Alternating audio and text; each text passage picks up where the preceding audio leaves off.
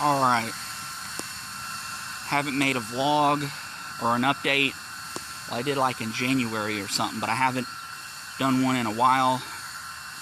So I'm just going to try to mumble a little bit and just try to get stuff off my chest at this moment. I really have been making a whole lot of content. I've been bummed out as of lately. I don't have the energy. I don't have the motivation like I used to. Doesn't mean I'm going to quit though.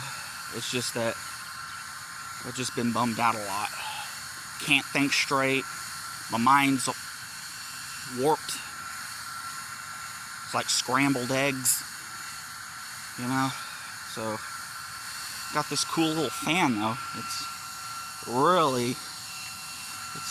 I like it a lot. But yeah, I'm going up to McDonald's at 7 o'clock in the morning. So look forward to that. But yeah, my sleep pattern's all messed up. You know, I only sleep about 3 or 4 hours at a time. You know, without getting up. I can't sleep real well. Been depressed, dealing with OCD.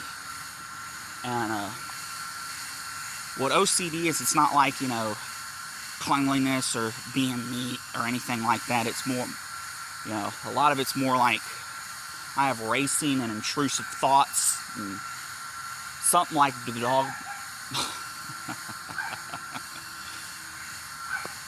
It's like I got racing and intrusive thoughts. Would you shut up?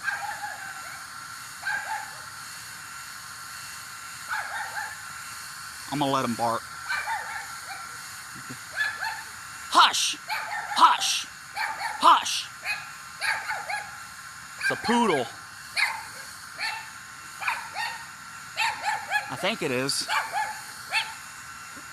Zip it! Zip it!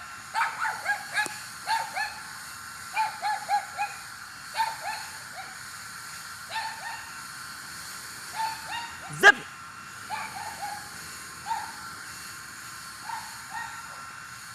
I got this dog barking now. But anyway, it's like having race. You ain't giving, aren't you?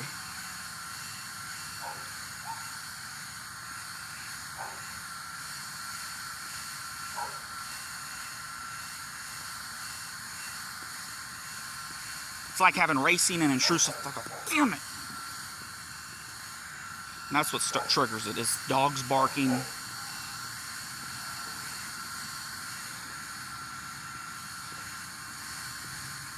It's like having racing and intrusive thoughts. And it's like having racing and intrusive... God damn it! You can see I'm already going to have one now. Fuck! Sorry about that. It's like having racing and intrusive thoughts. Fucking car coming, damn it. Now you'll get to understand firsthand what the shit I'm dealing with. You know? It's like having racing and intrusive thoughts. You know, motherfucker! Now you're gonna learn firsthand the shit I deal with.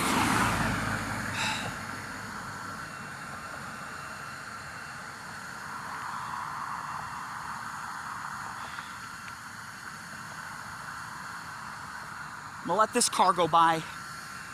Try not to get mad. I'm making a vlog right now. I decided.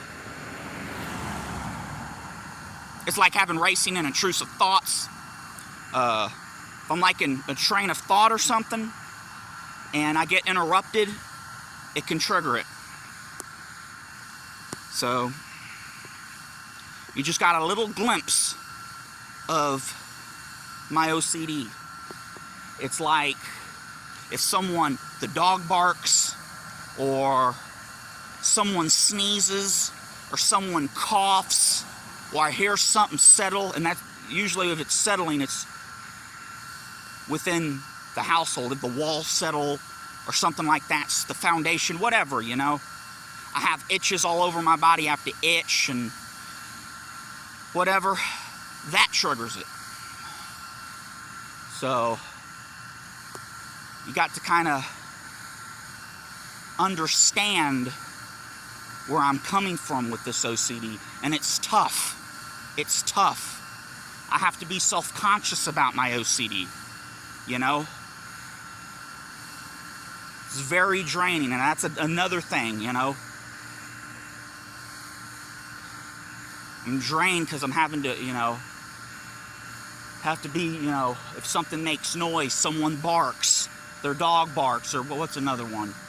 I have an itch, uncontrollable itch, or a fly, a mosquito, a gnat flies in my face. That's another trigger, you know? And eventually, I'm going to have to, and it's not going to be the easiest by any means, but it's going to be essential if I want any quality of life to keep it maintained and not, you know, let it out of control. You know Howie Mandel, the guy who hosted Deal or No Deal, he has OCD. He has a thing called No-CD, which can help too. But, you know, and it basically said you got to kind of power through it. And like I said, it's not going to be easy. I've been dealing with this shit. I've been dealing with OCD since I was 10 years old. So, and that's about when my life kind of started plummeting a little progressively. It hasn't been like rapid, it's just been progressive. And I'm not going to get into minute detail about every aspect of my life, but when I was a little kid, every other picture I was smiling. I had glimmer. I was just happy.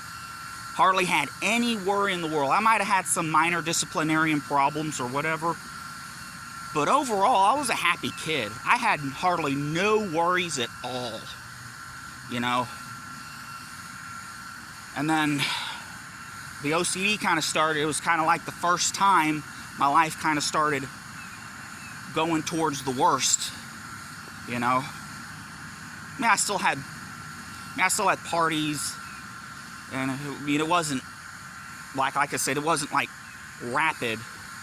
It was gradual.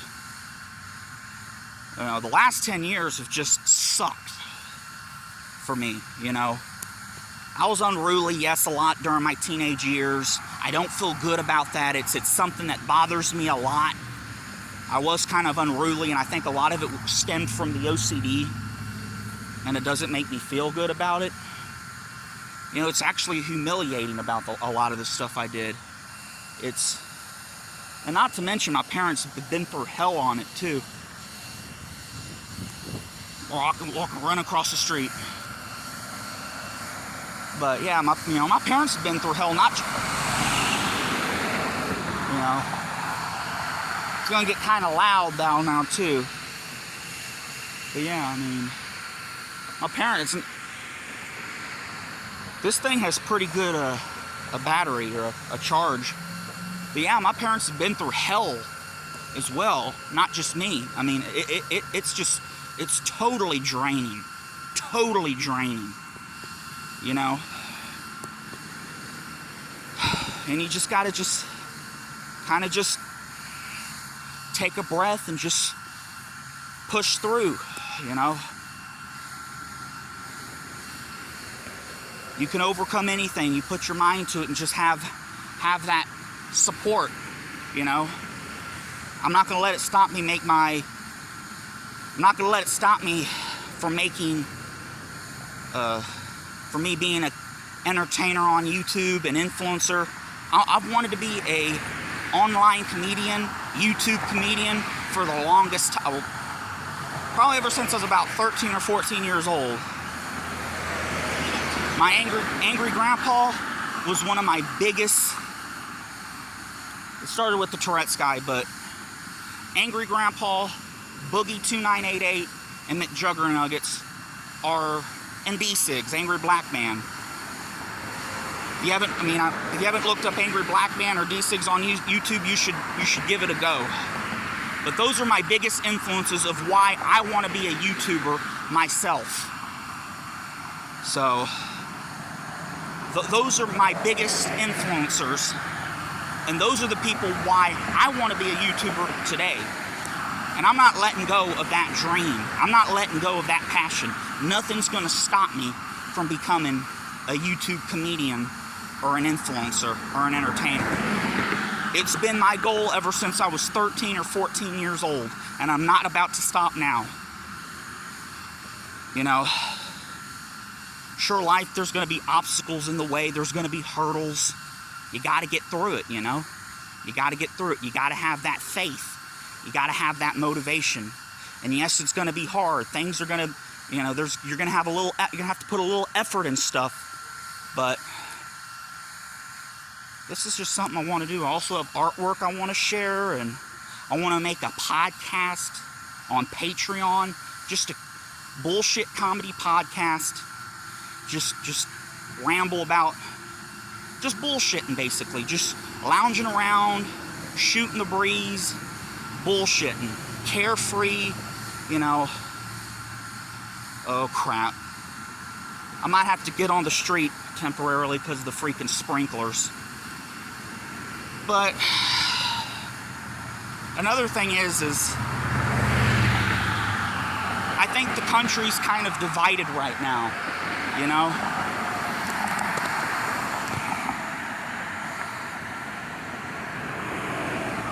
And I feel like, you know, a lot of people are butthurt about Donald Trump, and it just feels like we're just, you know, politics is almost like it's a political tug of war that almost never stops. It's a continual uphill battle. It's a cutthroat. Politics is a cutthroat world, plain and simple, you know. That's just the way it is, you know.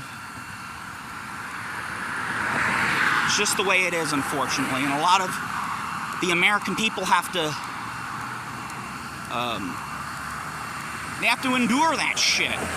And it just gets overwhelming after a while. I can't watch the news for more than 5 or 10 minutes, and I start boiling inside if I have to watch it for more than 5 or 10 minutes.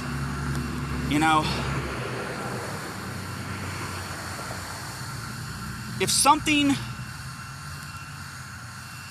you know, I suggest the best way to make a change, like Michael Jackson said, man in the mirror. If you want to make a change, just look at yourself and you can be that. What was something like that? You can be that change, basically. Thinking about, you know, Eminem's quote. It says, it doesn't matter what, you know, race, sex, orientation, fat, skinny, poor, rich, white, black, whatever. If you're nice to me, I'll be nice to you. Simple as that. And more people need to live by that quote. The world would be a much better place if people lived by that quote. You know?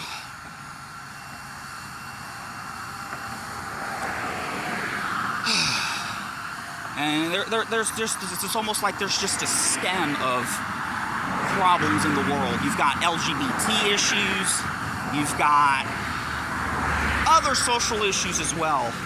And it just seems like people are just more divided than ever. And it's sad. It's a sad reality.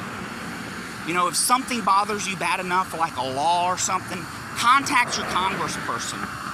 You know, do whatever you have to, you know, and have that congressperson, you know, build an audience, and maybe something can get done, you know. And about the no kings, about Trump and all that. Here's the thing. We have 3 branches in the government. The executive, the legislative, and the judicial. You know, if Trump does something stupid and the people don't like it, it needs to be countered. People need to counter it and say, hey, this isn't right. Trump's not a king, you know. You know, you got to realize that. It's separate but equal branches. And we need to make stuff that fit for the people and not be fighting so damn much. Unite us. Unite. Quit being divided. Everything's divided right now. We need to be united more than ever. enough about that, but, you know, that's where I'm kind of at right now. I'm almost at McDonald's. I'm going to let you go. I hope you have a wonderful day. God bless. One more thing before I go. Make sure to subscribe to Ryan's Adventures. Share to your friends. Like my videos. Tell everyone about it. Help me build an audience. Help a small creator out. That'd be the best gift you can give someone. Check out my Redbubble. Yeah.